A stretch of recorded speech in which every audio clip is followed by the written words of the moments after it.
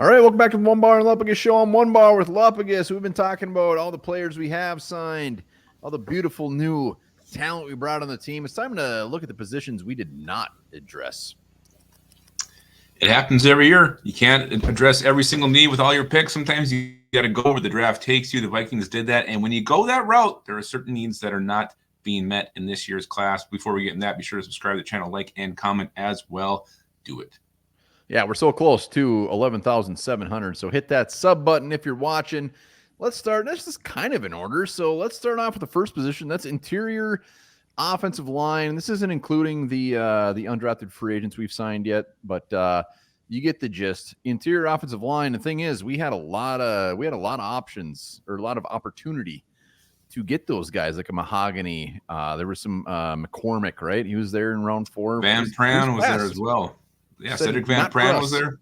Yeah, we passed. We waited till later to get Michael Jurgens. So this was one of the bigger needs. We all kind of thought the Vikings would definitely hit up and address, and they wait till late, and now they got Michael Jurgens and some undrafted free agents to help out.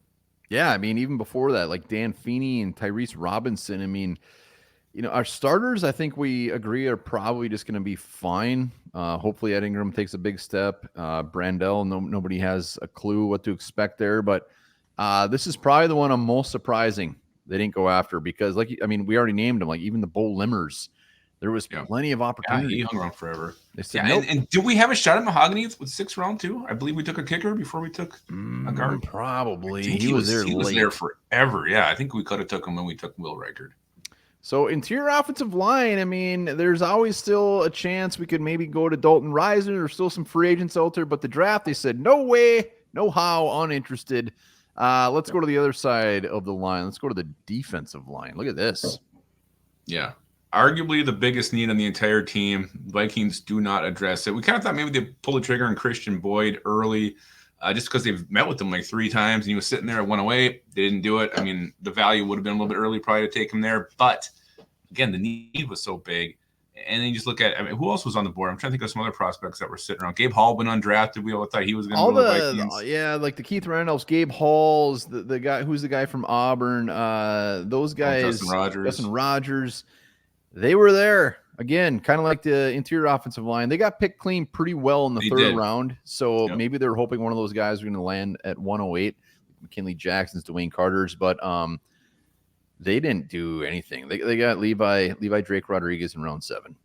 Yeah, Mekhi Wingo was around forever, but this makes you wonder when it comes to this pick, like, were they looking at Byron Murphy in round 1 with the 23rd pick? Were they going to move up a little bit to get him? And then when he was sniped by Seattle, did they pivot and go with Dallas Turner? I don't know what the story is there, but it makes you wonder if that was the case, especially in round 1, if they're looking to address. Because, it was no secret the Vikings were high on Byron Murphy.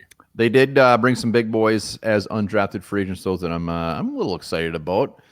Yeah. All right, next up, wide receiver. I was screaming for Brendan Rice from pretty much round 4 on, and not only the Vikings, but nobody wanted Brendan. I think he ended up going around 7, maybe 6. Very late in round 7. He was almost undrafted. He was, but again, there was some damn good receivers out there, and we didn't do anything. We got some undrafted guys, but.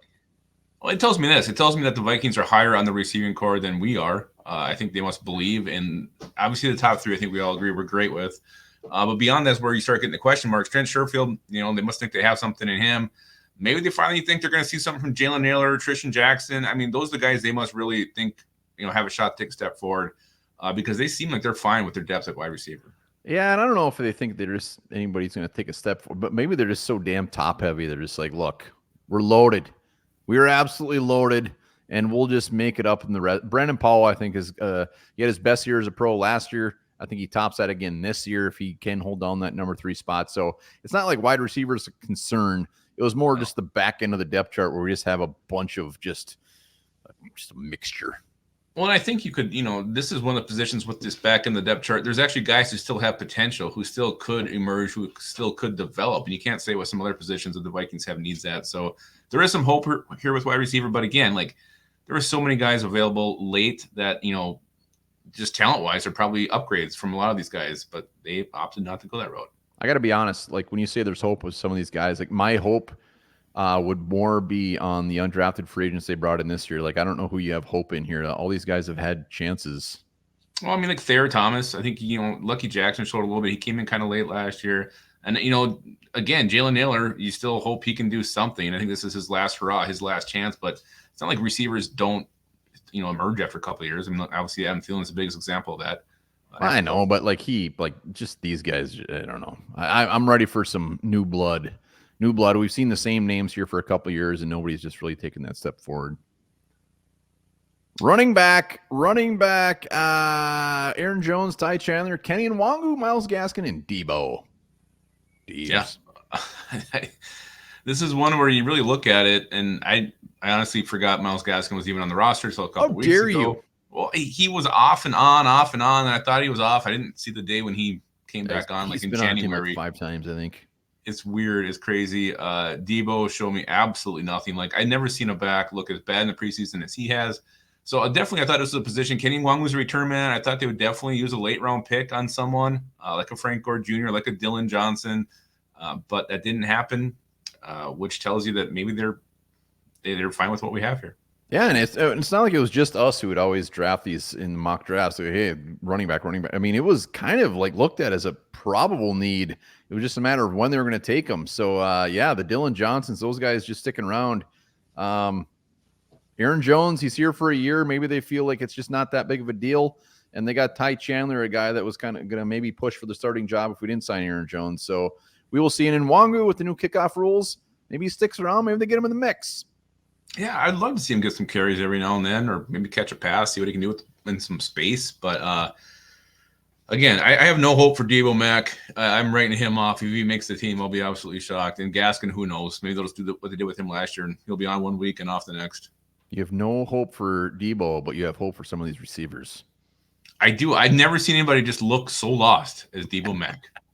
I have no hope for him. Maybe it'll be his redemption story this year. He's going to make one hell of a comeback and make the squad. But those are the 4 biggest positions that the Vikings just said, screw it. We're going with what we got. Yeah, and they decided to go with the tackle at one point. They went with a kicker. So they must feel good with what they have, at least for this year. Feel.